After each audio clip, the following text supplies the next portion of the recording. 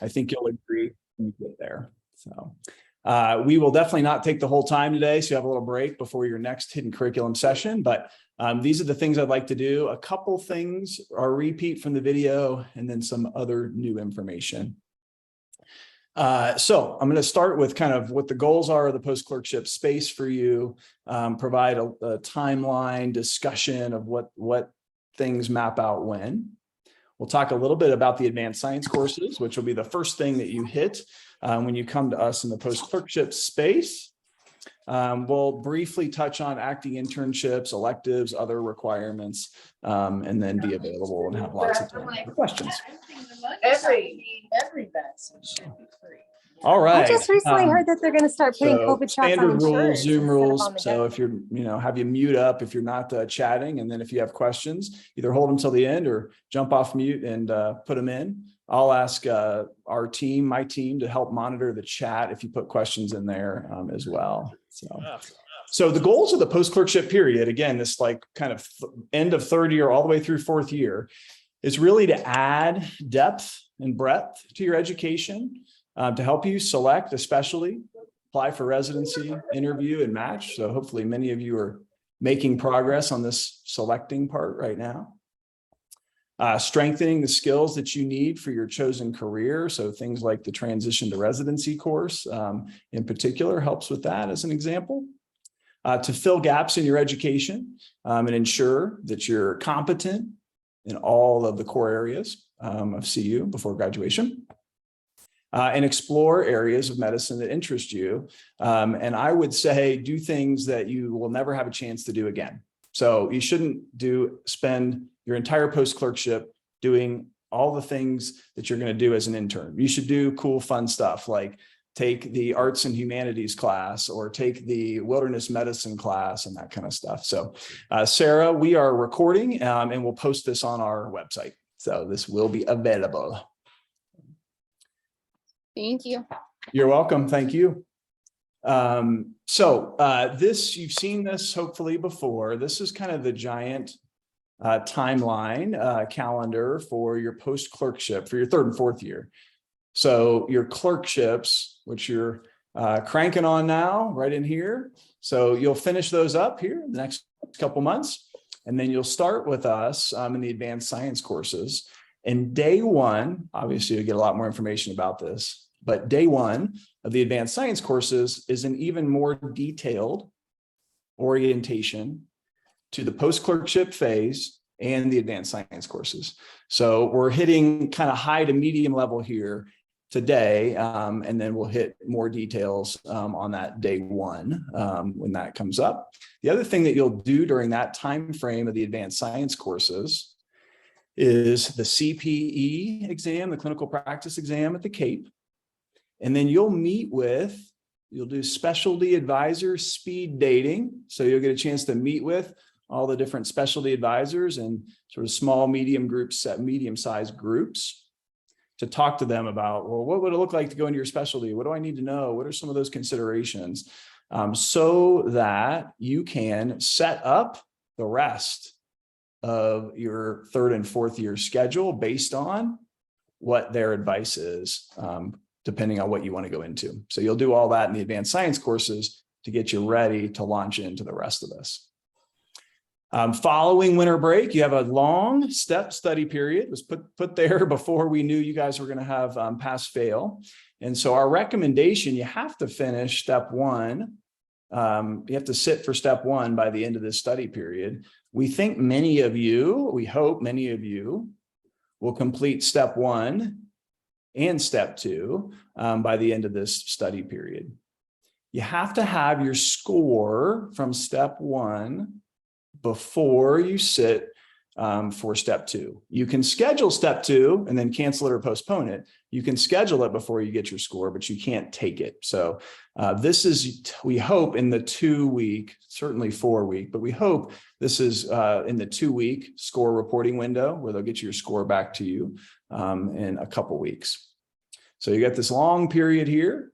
And then you have ICC or base camps, which this is kind of your pre-AI base camp to get you ready to be superstars in your acting internships in your fourth year courses. After purple, you move to the really completely individualized, super flexible blue timeframe. So this is where you will pick which courses you want to take, which months, based on what your advisors, the specialty advisors, et cetera, talk to you about. You'll say, oh, I'm going to do, an acting internship here and an away rotation here, and then I'm going to do some fun, research course or some fun, elective over here, et cetera. So you get to set up this blue schedule in the way that you want, including lots of unstructured time and electives that are a little lighter as well. So that's all this blue. If you don't take step up here, you have to take it by August 1st, 2023, unless you talk to Student Life about delaying or something. So this blue flexible period lasts all the way until match week. And then between match week and graduation, it's a couple months. 4 of those weeks are your transition to residency course. So you'll get to pick which cohort based on which specialty you're going into, which cohort you want to be a part of, and you'll do skills that are specific to that cohort to get you ready for day one of internship. All right, Mary, just let me know if there's questions I should address as we go versus at the end. I see there's some chats coming in. So I'm going to show you. So when you think about your scheduling, so I've gotten some emails from you guys, which is great. There are required courses that are on the calendar that don't have much flexibility or any flexibility. And then there's tons of time in the 3rd and 4th year that's very flexible. So the red boxes here are required curriculum. It's not this whole time. It's just the 4 weeks in here. This is required curriculum where you're doing curricular work every day. And so this is not the time to schedule things that that you want to do on the calendar, like doing, family reunions or, lots of weddings where you have control. That's the blue. You got tons of time and flexibility to schedule those things in the blue here, but not much flexibility here. So very little of this time is tight and rigid. It's in the red boxes. And so if you email us and ask for sort of requests in these red boxes, the general answer is we don't have much flexibility to give you here, but we have all these months here that you can work things into your schedule. So schedule absences for voluntary situations outside of required curricular elements. Obviously, you get COVID or you get something in here, we will deal with that. So in the boxes, attendance is generally required. You can contact Dr. Druck and me for extenuating circumstances, but because of all the flexibility you have here and all of the intricacies of the scheduling within the boxes, we don't have much that we can offer, but we'll listen to extenuating circumstances.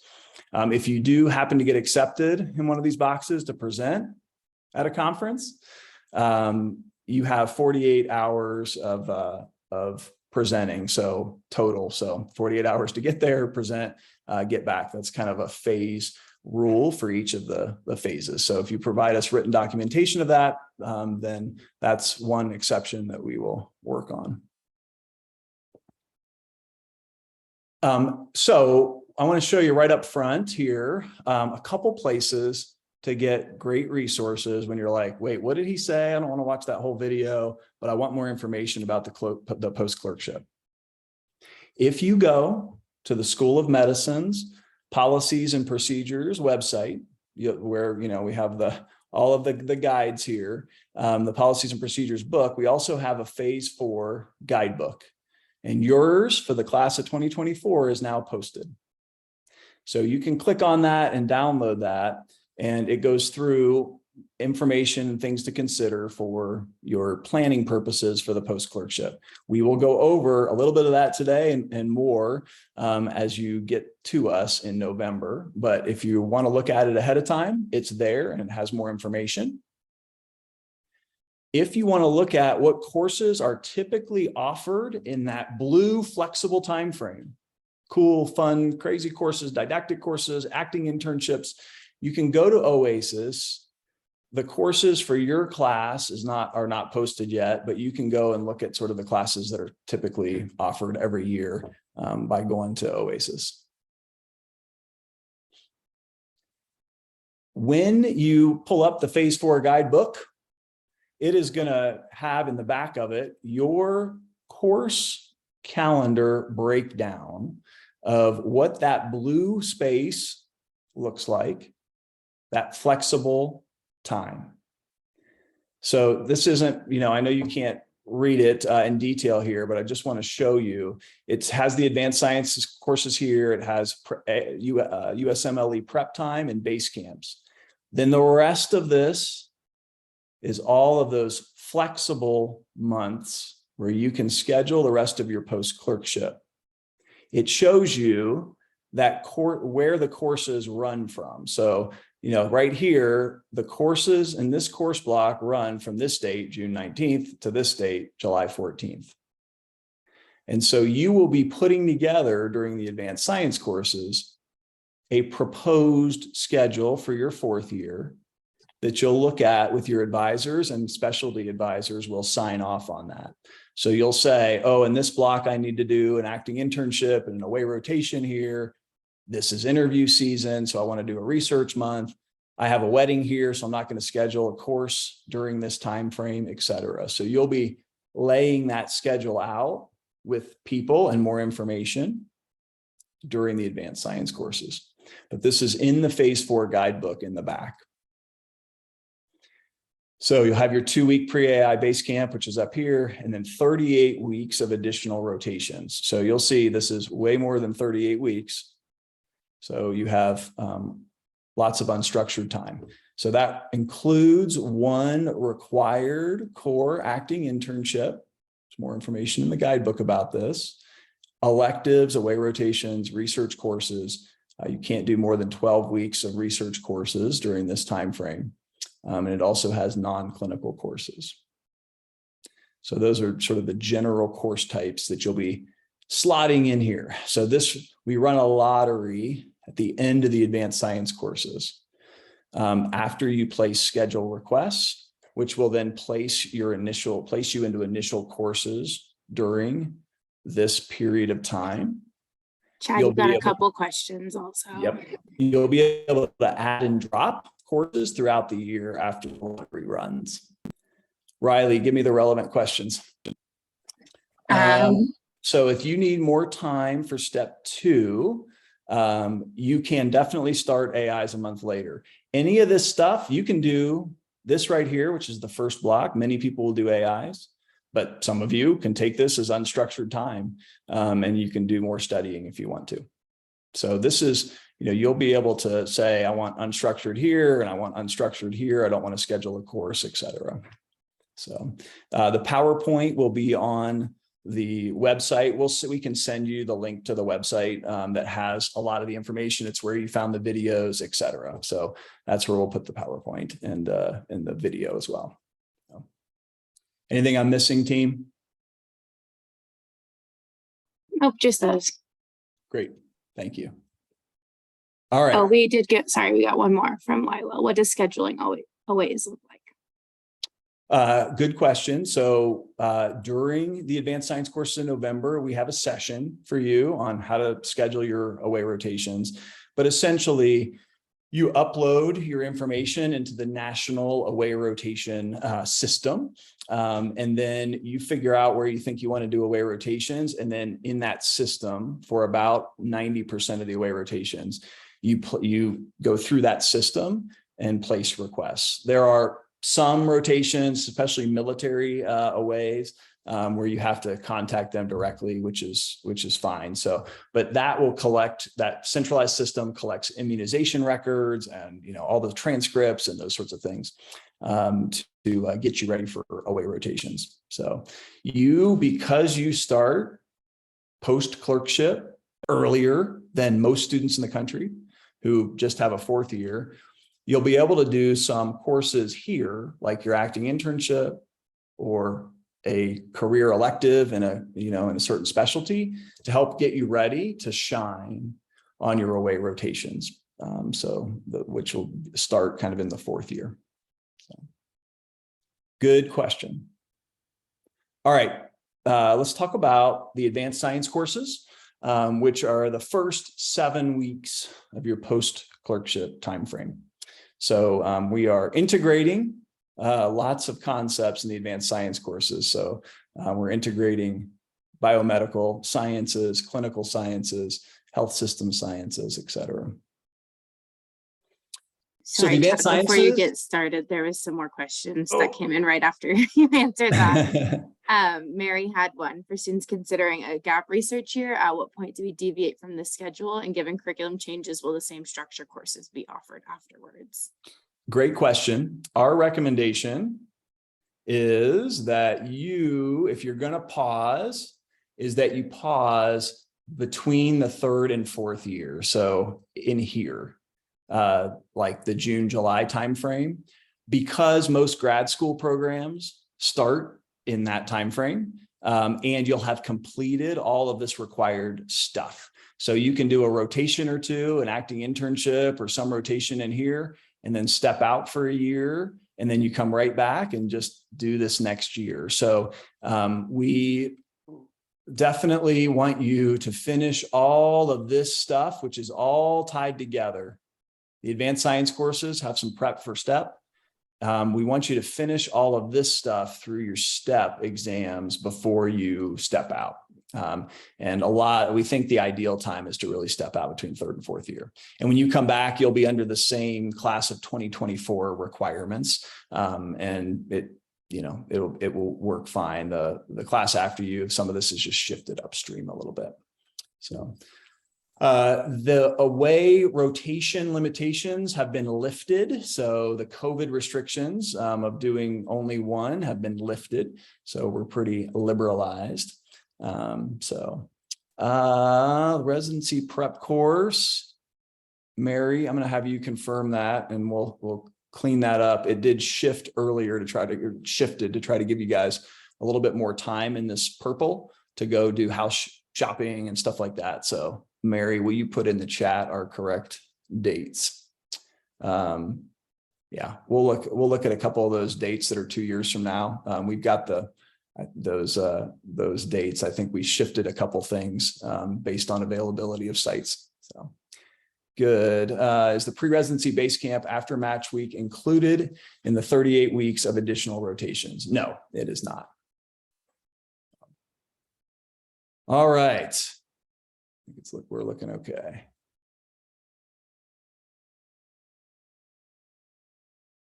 So the advanced science courses will really weave together advanced clinical topics, so subspecialty topics, and basic science. So we redistributed some of the basic science that we used to teach, earlier before you'd ever seen a patient where it didn't register as well.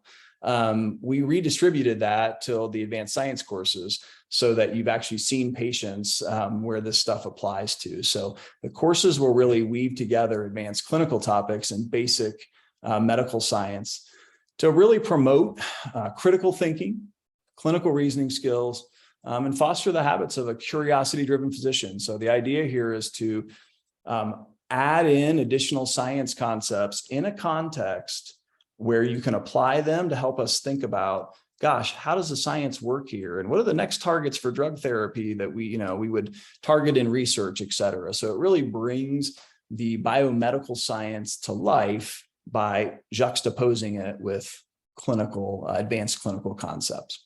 So we wanted to get you into clerkships as quickly as we could, and so that you could see patients. But then some of these concepts we want to make sure we have covered for you, but we thought we would do it later in the curriculum where it would stick better. So our goals are really to utilize the advanced science concepts in advancing the care for patients to help you engage in authentic, advanced clinical experiences, and to explain health system science concepts in the context of advanced clinical patients. And we know that we need to be flexible in the post-clerkship period overall to help you with career exploration, et cetera. We do want in the advanced science courses are going to try to take those preferences that you sent. We've started placing students into sort of mock-ups of all of your clinical placements using the preference surveys that you sent. So, it won't be perfect, but we are trying to individualize a little bit. And we know that step one occurs after the advanced science courses. So we bring in step one cases and some step one preparation is woven with this course content. It's not a step one prep course, but as it relates to the content you're learning, it's framed in a way that will help you for step one.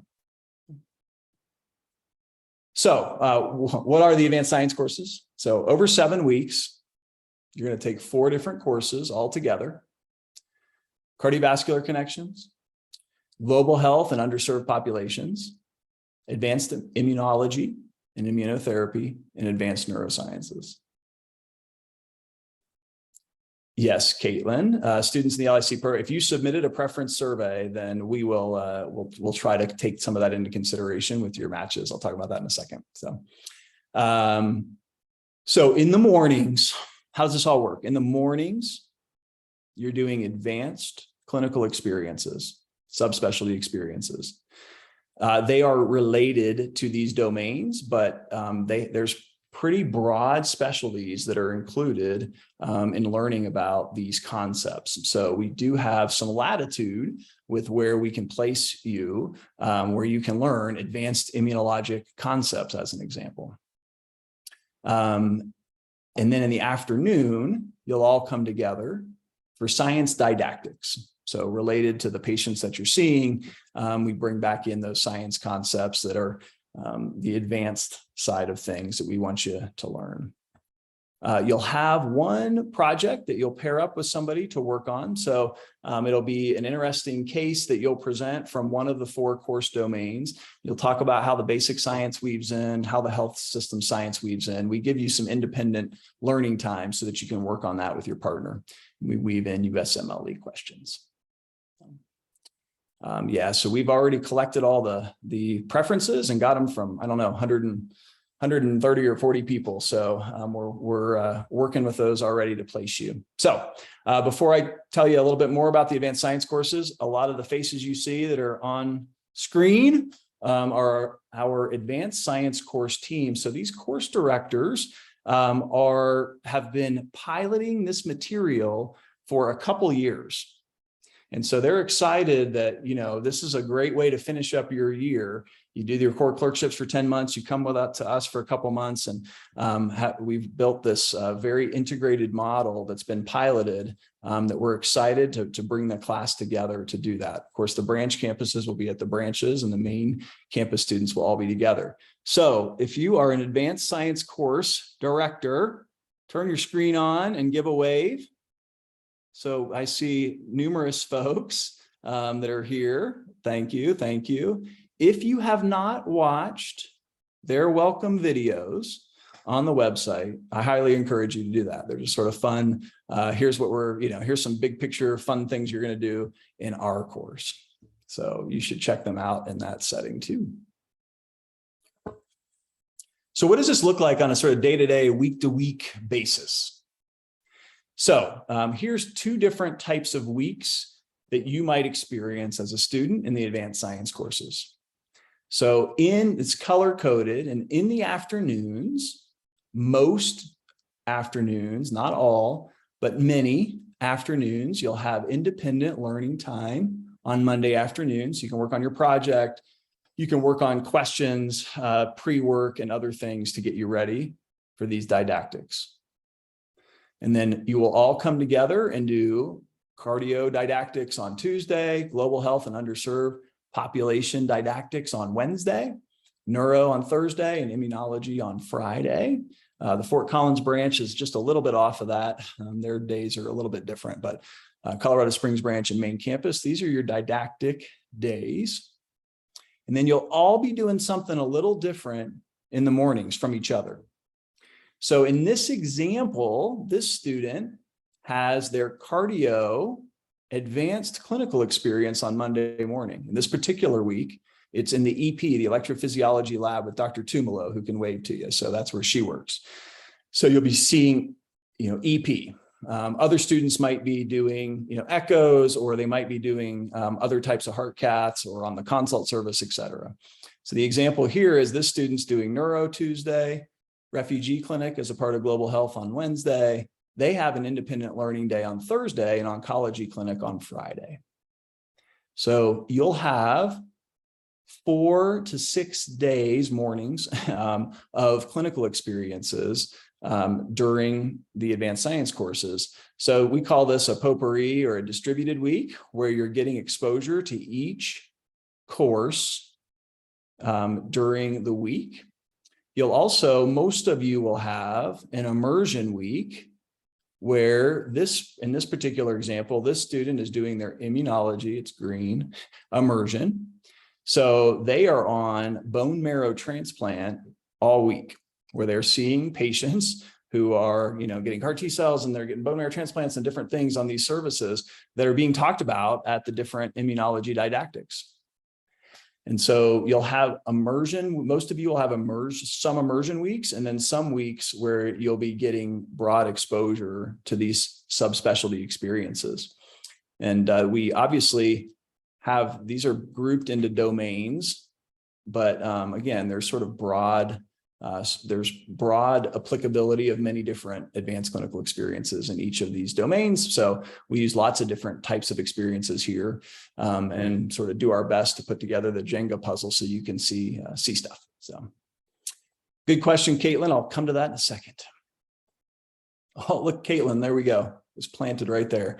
So how are you assessed in the advanced science courses? So the advanced science courses are pass-fail. Yay. And you have 3 main types of assessments. So for the clinical experiences, we have outlined that you'll have available core outcomes that we want you to be able to achieve by the end of the courses. So each course has a handful of clinical outcomes, and then we have some outcomes that are common for all the courses. And so when you go in and say, hey, Stickrath, I'm working with you today as my preceptor in cardiovascular medicine, you will flip your badge over and show me your QR code. And I, as the preceptor, will shoot your QR code. Some of you are doing this in the clinical year right now. I'll shoot your QR code, and on my phone, it'll have the outcomes. And we'll decide together, hey, which one of these, let's see, we're going to see patients that are related to this outcome today. Let's work on that. And then at the end of the session, I, as the preceptor, will go in and say, based on that outcome, I would trust you to do that by yourself. Or, I trust you to go in and start that. And then I would come in with you and do the final interpretation of what that, what your peripheral vascular disease, knowledge is, or whatever it might be. So each course has some clinical outcomes, and you just basically have to address those and achieve passing metrics on all those clinical outcomes by the end of the course. And then you at each Friday, you have a checkpoint or a quiz that's for the didactics. And so you will take a quiz every Friday. It'll be mostly what you had that week. And in the weeks before, there'll be some cumulative items. It'll be an at-home, closed book, no friends, honor code test that you have to get in within the 24 hours in which it's open. And you have to achieve, it looks like it's going to be 50 or 60% average across the entire, all the quizzes that you take for every Friday in the advanced science courses. I mentioned the project, so you'll get feedback. There's a grading rubric on that. And then, of course, professionalism is woven in. So, all right. Let's see here. I'm going to pause. So we talked about grading.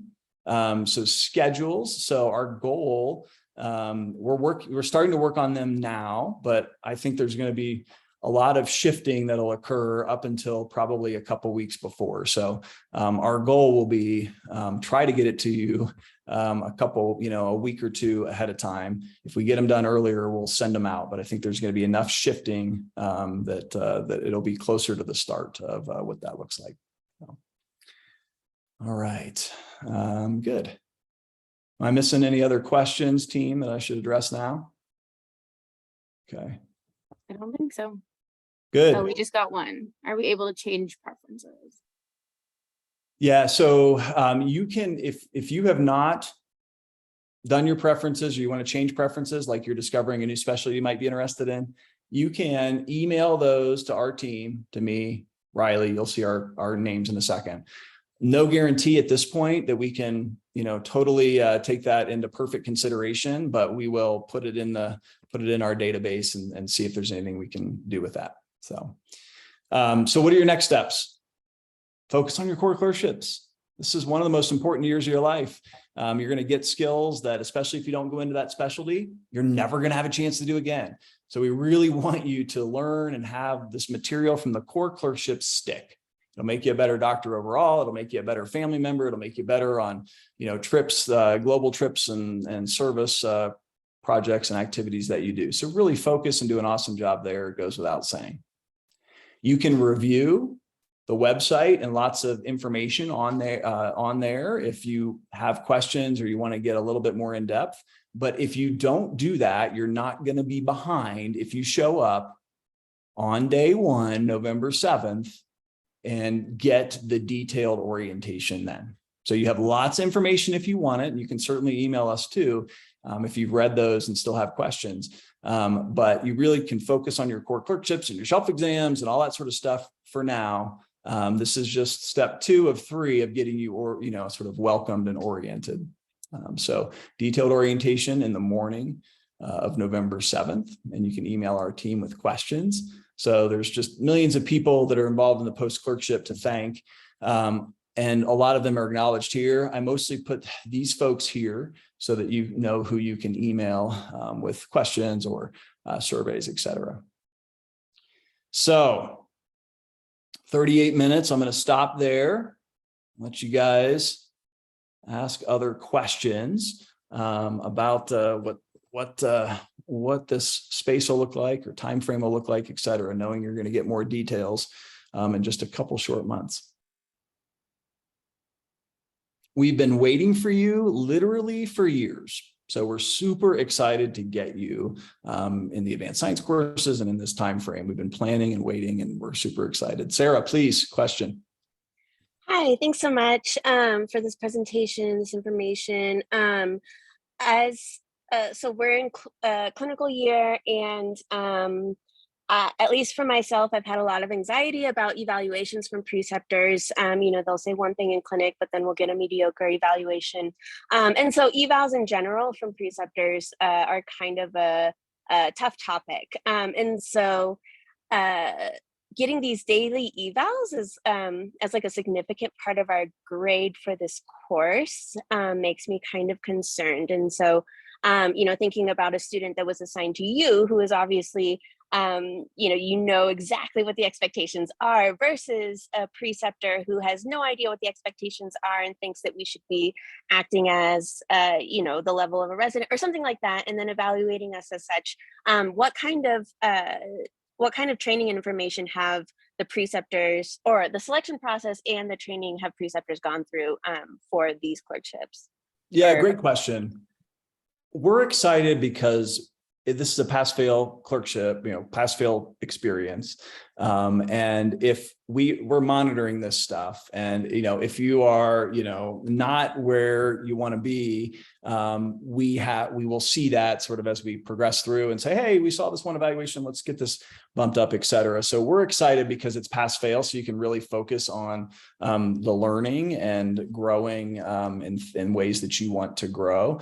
So we have expectations that have been sent out to the preceptors. And then we already, when we sort of invite them and recruit them to teach, the vast majority of them are used to teaching. It's true, it's various levels of learners, but most of them have done lots of teaching. The outcomes are outcomes that we think anybody can address at least one in their clinic space. I'm doing this because it's, on the phone is what they're going to address. And you're not getting graded by them. They're basically just saying, hey, we went over allergy testing today, and you learned you can do the basic interpretation of, the first step of an allergy test. Click, you're done. right? And if that's something that in week 5, it's like, oh, I haven't done that yet, then we will give you alternative mechanisms for that. And, you know, the goal is, you know, gosh, if every preceptor turns in an evaluation every day, that's great, but we know that's not the reality. I, you know, ran an LIC for years, et cetera. This is easier than an LIC evaluation because it's literally just, we're working on one thing. What can you do with that one thing that we said we were going to work on at the beginning of the day? But we get it that you're going to have many experiences where preceptors don't complete that. And that's okay. That's why you have lots of opportunities for people to fill those out. And then if you're missing some, we'll have alternative ways that you can get that achieved. So you're not getting letter grades and that sort of stuff. It's really just making sure that you've been exposed to all those core things that we want you exposed to. Good question. Gotcha. That's really helpful. Thank you so much. Yeah. And I know it's on your mind, and it's like the last couple months of core clerkship year. So grading is everybody's sort of, nemesis. So good. You're getting a lot of follow-ups in our chat. All right.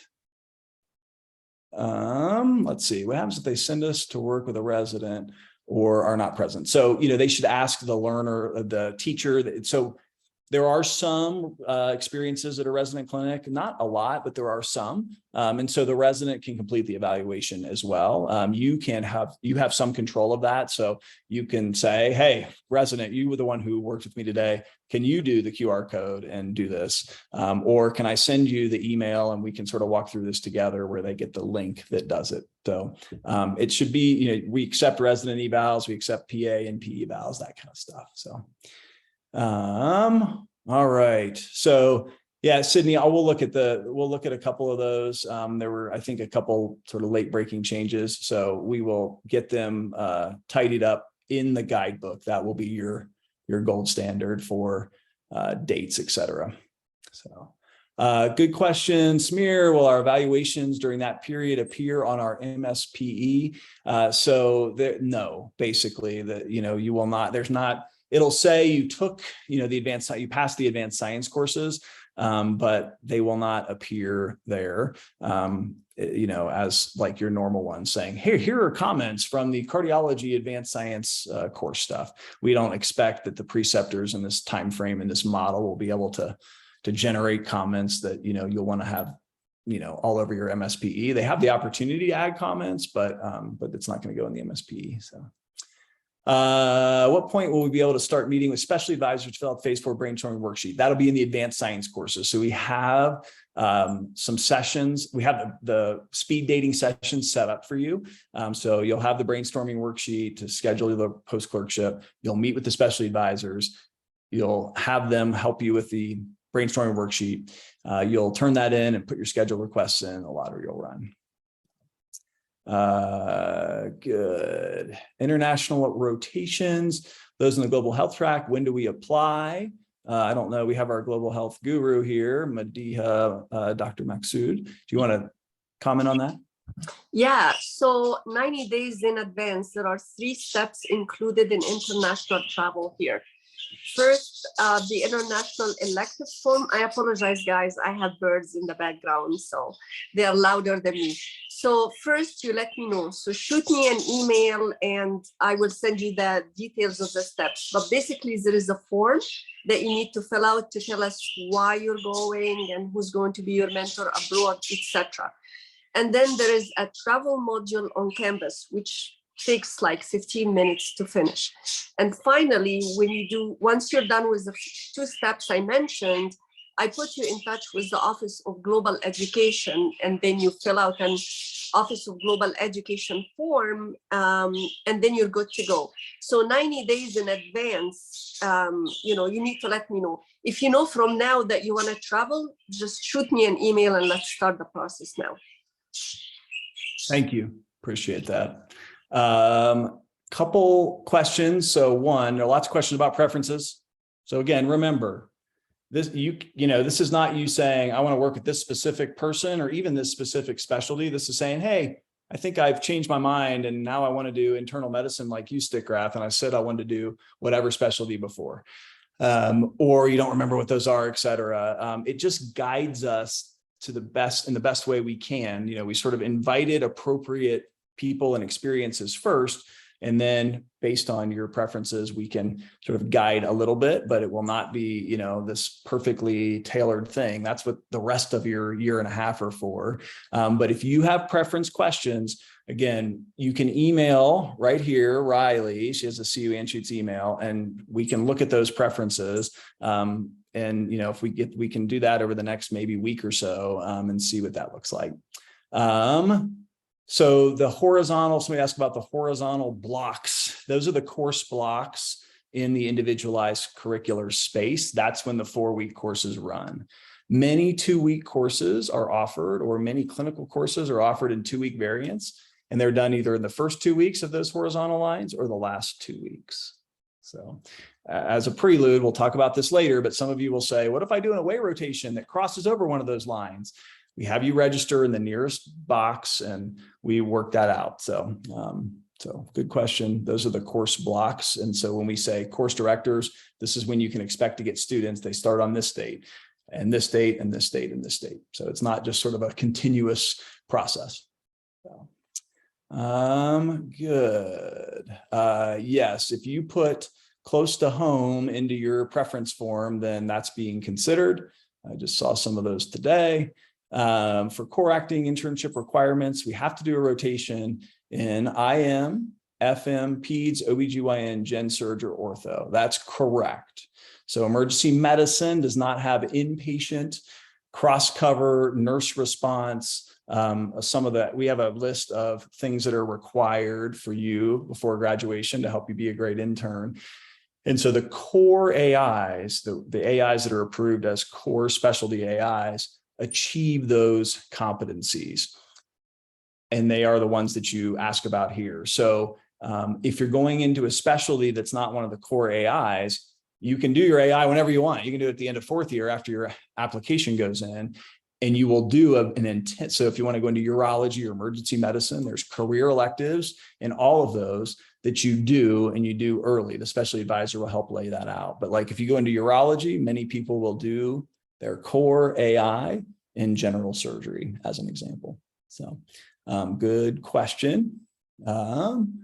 Let's see. So the lottery, you'll get your, after the lottery runs for the rest of the post-clerkship space, the advanced science, during the advanced science courses, you will get that usually within a few days. And then you'll be able to start adding and dropping courses. So. Good. So where are the sites located for our clinical time? So at the main campus, it's mostly the core sites: University, Denver Health, Children's, what did I miss? VA. But there are some external sites like the bone marrow transplant unit at Presbyterian St. Luke's, some community sites, et cetera. So they're, you know, within the Denver metro radius, but there's some external, but the vast majority are core sites. Good. All right.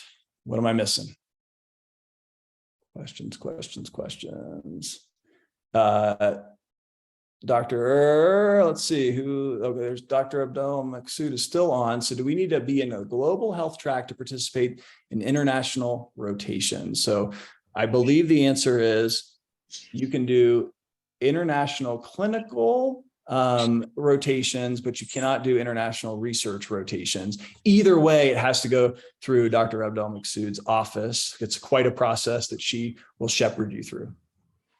If I may add, Dr. Stickras, there are 2 courses, guys. One is IGPT 8015, the other one is IGPT 8035.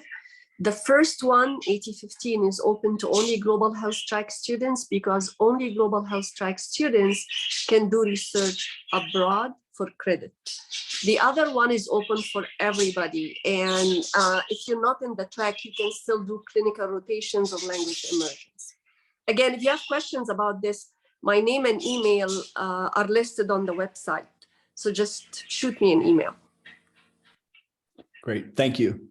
Good question about credentialing. So the reason we're working on all the schedule stuff now is so that we can get you credentialed. So if you're going to this, we have information about, where you've been before. And if you're going to, a new place, we will get you credentialed at that place. So it takes advanced planning, et cetera. So,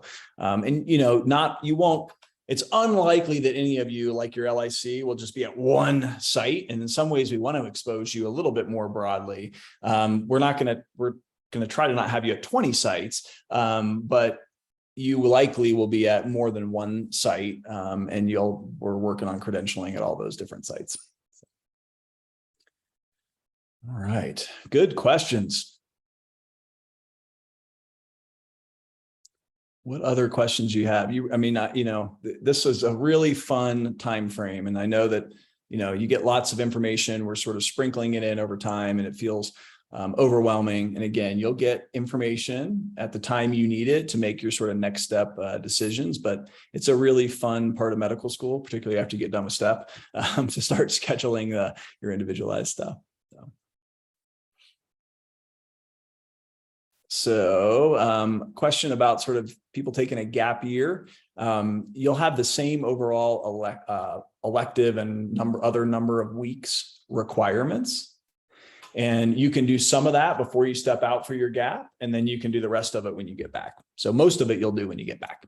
So the preference, the survey stuff that you submitted was only for advanced science courses. You're going to do the rest of your scheduling preferences and things that you want for the lottery during the advanced science courses.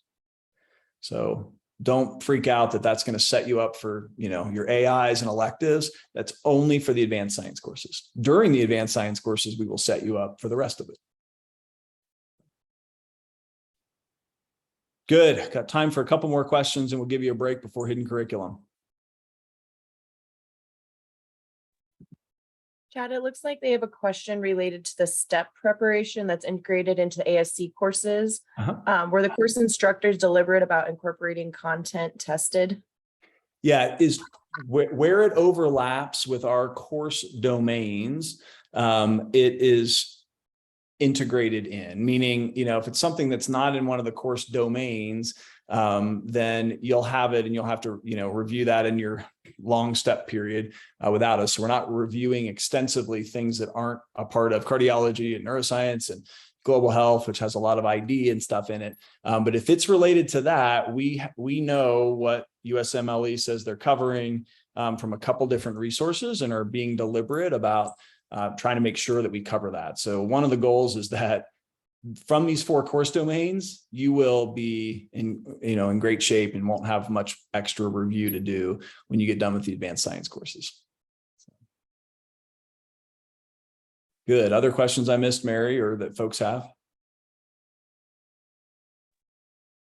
Not that I can see, but if anybody else has any additional questions, you can always reach us. Actually, it looks like Holly Fussner might have a question.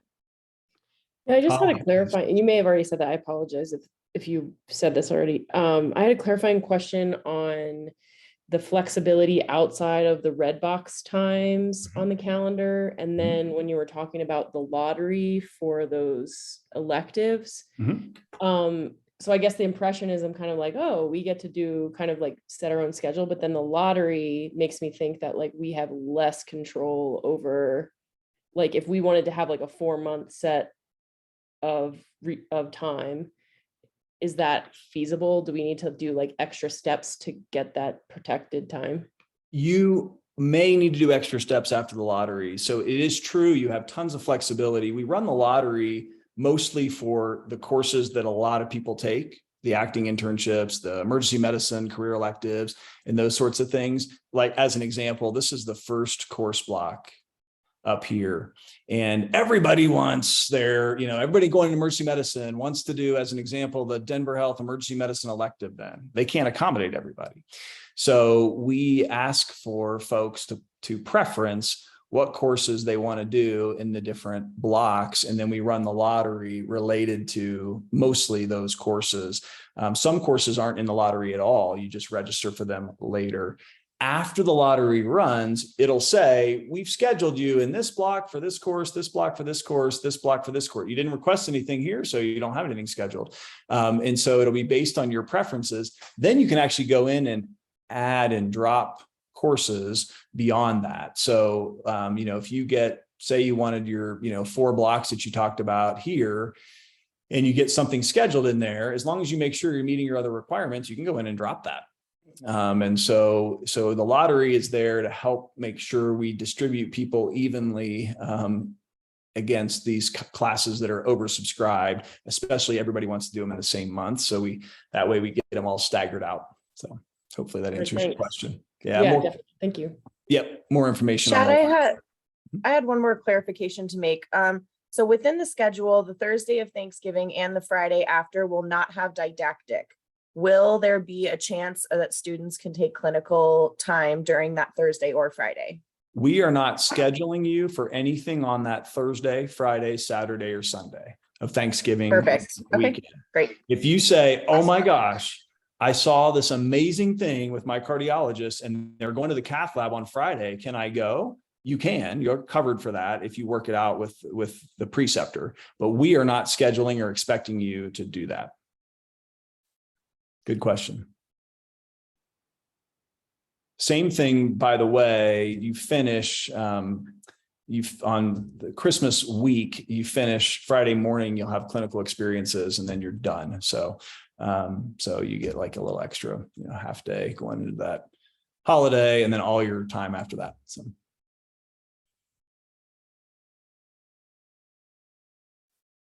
Great questions. We're just about out of time. If you have more questions, again, email us, reach out to us. We're happy to answer those and hope that this helps sort of give you more information than you had before. And again, next step will be, we'll send you some scheduling stuff, et cetera, as we get closer to the advanced science courses, and then we'll do orientation on the morning of the first day. How will capstone be presented?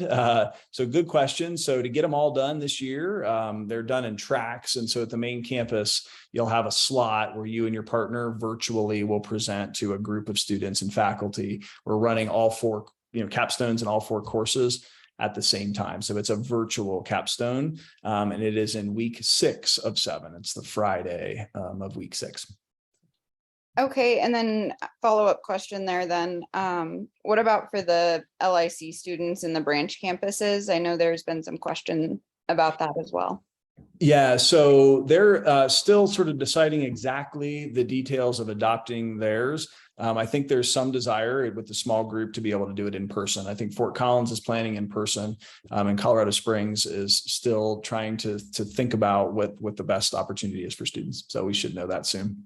And will that also be during that 6th week? Yes, it's all that 6th Friday afternoon. Awesome. And then if we're doing capstone and finishing that up, then what does the 7th week really look like? Is it just finishing up at clinical sites and stuff? Or yeah, it's still a full week of didactics and a checkpoint at the end, quiz at the end, and your normal clinical experiences. So it looks like a normal week. So just the capstone week's just the abnormal one because Friday you're doing that instead of having a didactic, but then week 7 looks kind of like a normal week, if you will. Awesome, thank you. I know there were some questions coming to me from the branch campus on that. So yeah, and that Friday afternoon of week 7 is a staff holiday. So you guys are off then that afternoon. So if you have your normal clinical experience to make sure we get you, the minimum that you need, you'll have it Friday morning, but then that's it. Excellent. Thank you so much. Yeah. Thanks, Sarah. Great. We'll see you guys soon.